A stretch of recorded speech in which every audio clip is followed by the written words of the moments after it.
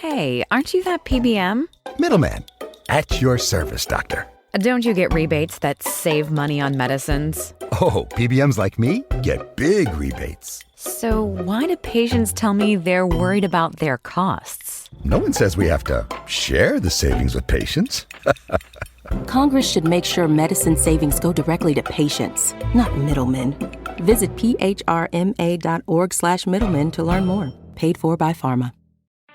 Bored with your boring cardio? Stop pedaling that snooze cycle to Nowheresville and try some cardio that's actually fun. Supernatural Fitness, available on MetaQuest. Isn't that right, Jane Fonda? Cardio will never be boring again. Sweat to the beat of thousands of chart-topping songs inside stunning virtual landscapes. Bet your stationary bike can't do that. Visit GetSupernatural.com and join the next fitness revolution. Supernatural VR Fitness, only on MetaQuest. Rated T for Teen.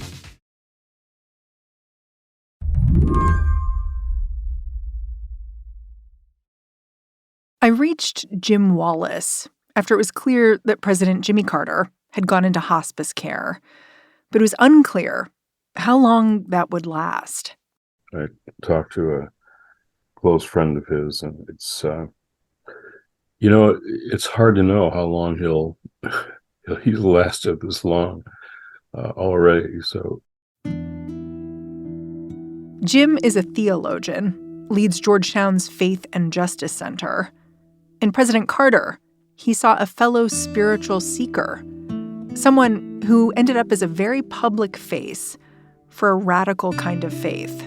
Most Americans didn't know the term born again before Jimmy Carter, or evangelical. They wouldn't have known what those terms mean. Now they're everywhere in our public narrative, but he was the first. Part of what appealed to Jim about President Carter was the way he talked about race. Jim Wallis is a quarter century younger than Carter, and he grew up evangelical in Detroit, hundreds of miles away from Carter's home in Georgia. But both men describe asking hard questions about why their white worlds looked so different from those of their black friends. A few years back, the two Jims sat down together for a public conversation about all this. The consensus of great lawyers was that separate but equal should prevail. And that's the way I grew up. Carter spoke about how, as a child, he simply accepted racial divisions, heading off to the movie theater, holding hands with his black friends, thinking nothing of the fact that once they arrived, they'd be forced to sit separately. We got to the theater, I would go to the front and sit in the comfortable seats downstairs. And my friends, A.D. and Johnny and Milton, would go to the back of the theater, go up to the third floor, and could barely see the screen. Eventually, both Jim Wallis and Jimmy Carter found that the Bible offered its own guidance about race. It's just that not many people were following it. Jim says Carter put it like this. He said, race has shaped my life. And he told me while he was his story about growing up in the South in ways both horrible and transformational. But ultimately, he told me racial prejudices and disparities could be overcome with the overall aegis of Christ's teaching, whose principles never change, even though times change. The problem was finding other people who agreed with this interpretation. At first, many white evangelicals liked the fact that he was one of them, right? And ironically, he was eventually rejected by a majority of white evangelicals because of the ways he followed Jesus. Yeah. I wonder if you think the wider public ever truly understood what Jimmy Carter's faith meant to him. No, I don't think that they did. And I think in all the now sort of remembering Jimmy Carter, I'm curious to see if the coverage focuses just on his accomplishments, which are extraordinary, but also on why he did what he did. Because I want to say it was all because of his faith. Today on the show, how President Carter defined the evangelical movement until he didn't. I'm Mary Harris. You're listening to What Next? Stick around.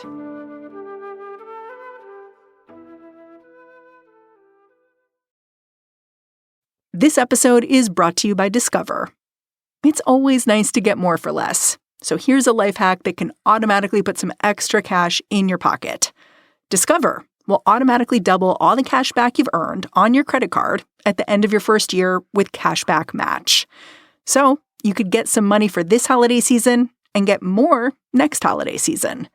It pays to Discover. See terms at discover.com/creditcard. This episode is brought to you by NRDC. We all know by now that Trump was elected president, and one thing is paramount. We must fight for our planet. The Natural Resources Defense Council, NRDC, is fighting in and out of court to protect the environment, public health, and climate progress from Trump's Project 2025 agenda. NRDC has done it before, and with your help, they'll do it again. During Trump's first term, NRDC filed over 150 lawsuits against Trump's administration and won almost 90% of resolved cases. And this time, they're ready to fight even harder. Despite Trump and his allies' best efforts to pull society backward again, NRDC will work every day to not let them stand in the way of progress. Your support is critical right now. NRDC is not giving up, and with you, they can safeguard our planet for future generations. Donate now at nrdc.org/podcast. All gifts matched for a limited time. Jimmy Carter came to the presidency at a very specific moment in American politics. It was a heady one for a young evangelical like Jim Wallis, who at the time was leading a Christian publication known as Sojourners. The summer before Carter was elected, the Gallup organization released a poll. It projected that 50 million Americans identified as born again. Jimmy Carter has lots of company, read the lead in the Minneapolis Star-Tribune. Newsweek would go on to declare it the year of the evangelical. Born again. It does seem to be a yearning for some kind of spiritual revival in this country. Evangelicals, the consciousness of evangelicals that they were here, was rising in part because of him. He was part of that resurgence because there was a presidential candidate who was a born-again evangelical. If there's one thing that can bind our country together, that can make us have hope again and faith in the future, it's a president who's in touch with the American people, a man who understands our needs and our strengths. Such a man is Jimmy Carter. We've seen walls. I wonder if we can paint a picture of how Carter lived his faith in office. Because the more I read about it, the more interesting it was to me. Like, I read this story that Carter told a group of government employees that he came to them not as first boss, but as first servant, which was so interesting. And then he later worried to a journalist that this remark lacked machismo, essentially. Like, he kind of worried he shot himself in the foot. I sort of wonder if you can talk about that toggling he felt like he was doing as a man of faith who was also in this tremendously powerful position. He was a bit of an outsider. The Democratic Party didn't and still doesn't talk much about faith, and he did. But also, inside the White House is a very different place to live in terms of the constraints, the controls, the assumptions of power, what it means, and to put faith and politics together is never easy. But I think he was trying to do it early on and trying to figure it out. Yeah, Carter said, I spent more time praying while I was president than any other time because the decisions were so difficult and it impacted so many people. But that tells you right there, what's he praying about? He's praying about how should I act? What should I decide? What's the right thing here in light of my faith? A lot of his aides would say during the campaign even, you didn't want to argue politics to Carter or have that be the basis for something you wanted him to say or not say or do and not do, because he just would reject that. I'm not talking about politics. He was more concerned with morality. Yeah, moral action, what's right and wrong. There were people who worried about red lines when it came to Carter. Like, as an evangelical, part of what you do, you witness to other people. You tell them the good news of the faith. You say how great Christianity is. And I didn't realize until I looked into it that he would do this while on diplomatic missions. Like, he got some criticism in the New York Times for talking to the president of South Korea about his faith and talking about afterwards, saying, I did this. Do you think a criticism like that is a fair one? Well, I think he was very conscious of and committed to this nation being a multi-faith nation. You know, he's a born-again president, and he's an evangelical, and he's meeting these people all over the world, and he's trying to figure out that stuff. So it's not unusual that he would have moments of what should I do, what should I say? But through all that, he came to a place that religion should not be divisive and polarizing. Let's talk about when things seemed to turn. Because eventually, even though Jimmy Carter was embodying the evangelical movement in some ways, there was this fracture during his presidency, and more conservative or less progressive, I don't know how you'd put it, evangelicals began separating themselves from Carter. How did that happen? Why did that happen? It wasn't because of Carter. It was because of what was literally a political takeover of the evangelical world. This political takeover involved faith leaders who saw politics pretty differently from Jimmy Carter. While Carter was in office, he'd called for a Palestinian homeland. He held a White House conference on families where abortion and contraception were openly discussed. And his IRS commissioner forced religious universities that wanted tax-exempt status to prove they weren't racially discriminating. These kinds of decisions inspired televangelists like Jerry Falwell and Pat Robertson to organize against Carter. I'm often asked the question, why are you so controversial? They called their new political organization the Moral Majority. They say he's coming with his conservative views, and then they put Reverend Jerry Falwell, and they put me on the screen, and instead of Baptist minister or minister, controversial minister. That means the guy who produces or edits that program and directs it, he doesn't believe what we believe, so kick him in the seat of the pants before he even gets started. Doesn't make any difference. My father, who was an evangelical, once told me, he said, Jerry Falwell, he's not an evangelical, he's a fundamentalist. So the fundamentalists, the right-wing folks, took over the name evangelical, the evangelical movement, and left even many of those centrists behind. Talk to me about when you knew that this change was happening in the moment. Was it that you saw people around you talking? Was it that you noticed, the mailers going out from Jerry Falwell and was it the founding of the Moral Majority? Like, what was it that made you know something was changing here?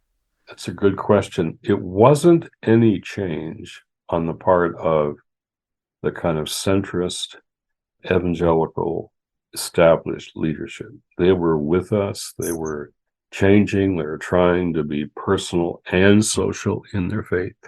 So the Moral Majority became the new right. The religious right emerged in 1980 and supported Ronald Reagan. It's only a few days now in this campaign, and I'm going to focus each day, as long as these days remain, on the options that will be presented to the American people. And one of the most critical of these will be Jimmy Carter's demonstrated inability to govern our nation.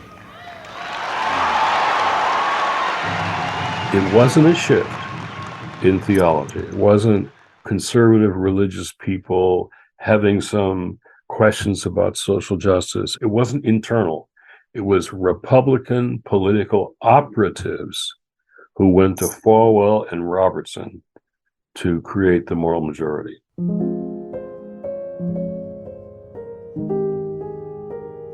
Do you know anything about Falwell and Robertson's motivation, other than just wanting power, I guess? You just named it. Wanting power, I guess. Jerry Falwell Sr. and I used to debate on TV a lot. And I remember He had a little pamphlet book. This is true. It literally said that God would need the American nuclear arsenal at the final battle of Armageddon. It wasn't a different theological interpretation. We never had a theological discussion. It was all power. It was just literally all power. We'll be right back after a quick break.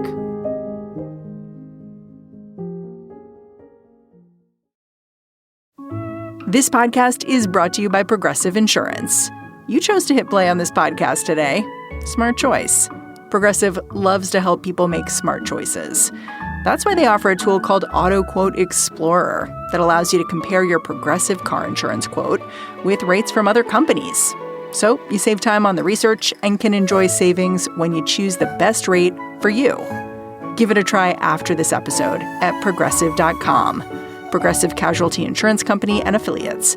Not available in all states or situations. Prices vary based on how you buy. This episode is brought to you by Discover. It's always nice to get more for less. So here's a life hack that can automatically put some extra cash in your pocket. Discover will automatically double all the cash back you've earned on your credit card at the end of your first year with Cashback Match. So you could get some money for this holiday season and get more next holiday season. It pays to Discover. See terms at discover.com/creditcard. How did the Reagan era usher in a new understanding of evangelical Christianity and a new understanding of who stood up for Christian values in Washington? Well, I never saw Reagan as an evangelical, even though the evangelicals were so drawn to him. And they were drawn to him because of his politics. He would even say things like, I'm not really one of you, but I'm for you. I'm going to protect you and defend you. And it was George Washington who said that of all the dispositions and habits which lead to political prosperity, religion and morality are indispensable supports. And Reaganism led to Trumpism. A society without religion cannot prosper. A nation without faith cannot endure, because justice, goodness, and peace cannot prevail without the glory of Almighty God. You know that very well. You know that very well.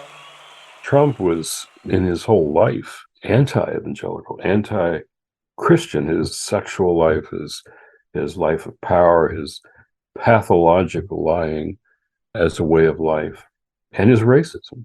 And the evangelicals had said, well, he may not be one of us, but he's going to defend our issues. And the other stuff is too soft. Following Jesus is just too soft. And we need a tough guy. We need a really tough guy to take care of our business. So the transition that you're asking about was the transition to politics and power, away from worrying about whether a president is a Christian or not, or born again or evangelical, to now who's going to empower and defend our political agenda.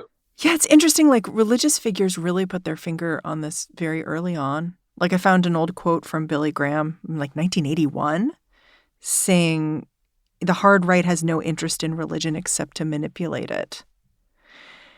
And that was interesting because it was so early on in this alliance to kind of see that far down the road. Well, the religious right and the Republican right are using each other. The white, let me speak clear, the white evangelical movement got flipped by the political right. Black evangelicals, I was on a call with some faith leaders yesterday, and two black bishops on the call from different denominations say, I've always been evangelical in my theology, my faith. I believe in Jesus. I believe in the Bible.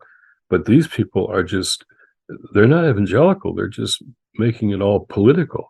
So it was the politicizing of evangelical faith by the Republican right that made the religious right. And Jimmy Carter exemplified the opposite to that. He loved the phrase seeking peace. Jesus said, blessed are the peacemakers, for they'll be called the children of God, very special designation. And he didn't say, blessed are the peace lovers. Basically, he's saying human conflict is inevitable, and those who enter into human conflict to resolve it, to heal, resolve human conflict. That's what I mean by being peacemakers.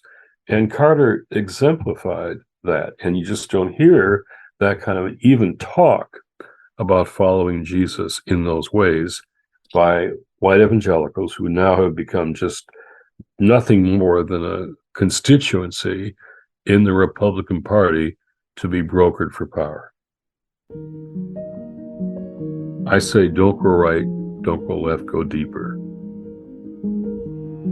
Jimmy Carter would like nothing better to have people ask when he died, well, what does it mean to follow Jesus? That's what he would like. The overall message of Christianity is that we are saved by grace. We are saved by God's love, God's forgiveness. We're free of charge. We don't have to repay anything. We don't have to do anything to earn it. We're saved because God loves us through our faith in Jesus Christ. That's the whole message of Christianity in one sentence. Remember it. Jim Wallis, I'm really grateful for your time and for your insights. I love this conversation about Jimmy. Oh, I'm glad. I'm really, really glad. Jim Wallis is the inaugural holder of the chair in Faith and Justice and the founding director of the Georgetown University Center on Faith and Justice. And that's the show. What Next is produced by Paige, Osburn, Elena Schwartz, Rob Gunther, Anna Phillips, and Madeline Ducharme. We are led by Alicia Montgomery. Ben Richmond is the Senior Director of Podcast Operations here at Slate. And I'm Mary Harris. You can go track me down on Blue Sky if you want. Say hello. I'm at Mary Harris. Thanks for listening. Catch you back here next time.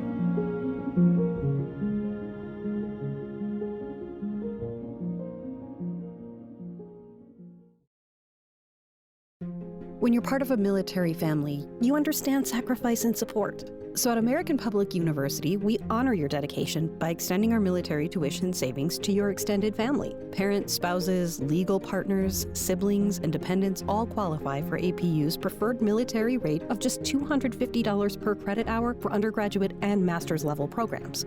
American Public University. Value for the whole family. Learn more at apu.apus.edu/military.